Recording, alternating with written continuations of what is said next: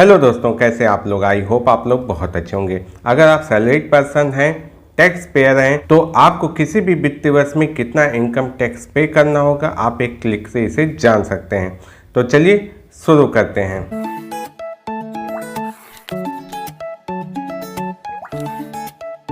दोस्तों, आपको कितना इनकम टैक्स पे करना होगा नई कर व्यवस्था से या पुरानी कर व्यवस्था से, अगर किसी रिलायबल सोर्स से ये जानकारी मिल जाए तो कितना अच्छा होगा। तो हम इसे जानेंगे इनकम टैक्स डिपार्टमेंट की वेबसाइट पर और उनके द्वारा दिए गए टैक्स कैलकुलेटर के माध्यम से। बहुत ही रिलायबल सोर्स है, चूँकि खुद उनकी वेबसाइट पर दिए गए कैलकुलेटर है तो किसी भी तरह की त्रुटि की संभावना नगण्य है। तो चलिए हम शुरू करते हैं। तो दोस्तों, ये मैंने गूगल क्रोम ओपन कर लिया है। यहाँ पर आपको सर्च में डालना है इनकम टैक्स कैलकुलेटर। कोई ईयर डालने की जरूरत नहीं है हमें। यहाँ पर इनकम टैक्स कैलकुलेटर डालेंगे, सबसे ऊपर सर्च में आ जाएगा आपका इनकम टैक्स ऑफ india.gov.in। अब इसे हम टैक्स कैलकुलेटर को क्लिक कर लेते हैं। इसके नीचे भी जो टैक्स कैलकुलेटर रिलायबल हैं, बस थोड़ी उनकी प्रोसेस मुझे लेंदी लगती है। आप वहाँ से भी जाकर चेकआउट कर सकते हैं। फिलहाल मैं यहाँ पे चलता हूँ और हम बात करेंगे असेसमेंट ईयर 25-26 की। बाकी अलग अलग साल में भी आप देख सकते हैं, यहाँ पर काफ़ी सालों के हैं, 3, 6, 7 साल तक के हैं। तो यहाँ 25-26 मैंने डाला।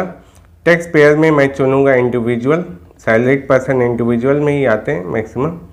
और यहाँ पर अगर नई कर व्यवस्था चुन रहे हैं तो नो करिएगा, पुरानी कर व्यवस्था के लिए एस। ये सवाल ही कह रहा है कि अगर आप नई कर व्यवस्था से बाहर जाना चाहते हैं तो एस दबाइए। तो मैं यहाँ पे नई कर व्यवस्था में रहना चाहता हूँ, मैं नो को दबाता हूँ। कैटेगरी में लेस देन 60 ईयर्स, रिटायरमेंट के बाद या जिनकी 62 ईयर सर्विस होगी वो यहाँ पर इक्वल टू या लेस देन 80 ईयर्स वाला ऑप्शन चूज करेंगे। तो मैं यहाँ पर लेस देन 60 ईयर्स पे जाता हूँ। रेजिडेंशियल यहाँ पर रेजिडेंट, और यहाँ पर आपको नेट टैक्सेबल इनकम निकालनी है। ये कहाँ से मिलेगी, चलिए इसे भी हम देखते हैं।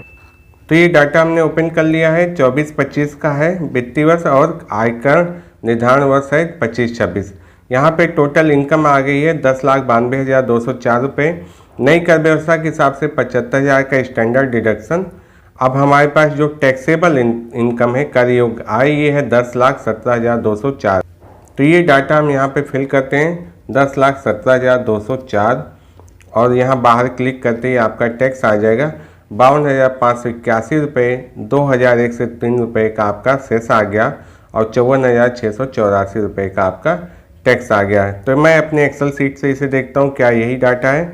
देखिए यहाँ 54,684 का हमने इसे कैलकुलेट किया है 3 लाख से 7 लाख तक। 4 लाख का जो इनकम है इस पर 5% 20,000 रुपये, 7 लाख से 10 लाख, 3 लाख पर 10% 30,000 रुपये और 10 लाख से 12 लाख के बीच में 17,204 रुपये, 15% 2,581। टोटल आ गया 52,581। तो यहाँ पे तुरंत वही चीज़ें कैलकुलेट हो गई हैं 54,684। अब एक बार हम इसे पुरानी कर व्यवस्था से भी देख लेते हैं। तो यहाँ पर हम जो ऑप्शन है whether opting out new tax regime of section 115 BAC 1A, तो इसे हम कर देंगे एस। अब यहाँ पर देखिए 10,17,204 पे 1,22,367 रुपये टैक्स बन रहा है।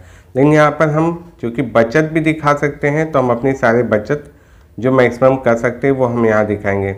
तो यहाँ पे 80C ले लिया हमने, देखिएगा 80CCD1 ले लिया, 1B ले लिया जो NPS का 50,000 है। यहाँ पर आप हेल्थ इंश्योरेंस को भी डाल सकते हैं। तो टोटल डिडक्शन के बाद जो टैक्सेबल इनकम आई है 642,204। तो इसे यहाँ पर हम डालते हैं यहाँ पर 642,204। तो यहाँ पे टैक्स बन रहा है हमारा 40,941 रुपये, अर्थात 42,519। तो यहाँ पर हमारा बना टैक्स 42,589 रुपये। और चूँकि मैंने यहाँ पर धारा 24 हाउस लोन का जो इंटरेस्ट है 2 लाख वो भी डिडक्शन लिया हुआ है और 80C, तो ये 4 लाख का डिडक्शन मिला हुआ है। अब यही चीज़ें देखिए जो मैंने वहाँ पर कैलकुलेट किया, यहाँ पर देखेंगे आप तो 42,578 रुपये टोटल टैक्स आया है। तो सेम डाटा भी हमारा यहाँ पर मैच हो रहा है 42,579 और वहाँ 578। 1 रुपये का डिफरेंस क्यों है, क्योंकि ये एक्सेल सीट है, ये पॉइंट में भी कैलकुलेशन ले लेता है, दशमलव में कैलकुलेशन लेता है तो उसका थोड़ा फ़र्क, जैसे इसने यहाँ पर 0.43 को छोड़ दिया और वहाँ पर उसने 0.43 को होल नंबर में ले लिया होगा, या ऊपर से भी कुछ डाटा ऐसे पॉइंट में आते हैं, तो 1 रुपये का कोई फ़र्क नहीं है, क्योंकि डिपार्टमेंट्स अपने सॉफ्टवेयर में फीडिंग करता है, तो हम 1 रुपये कम या ज़्यादा दिखाएं उससे उसे कोई फ़र्क नहीं पड़ता है।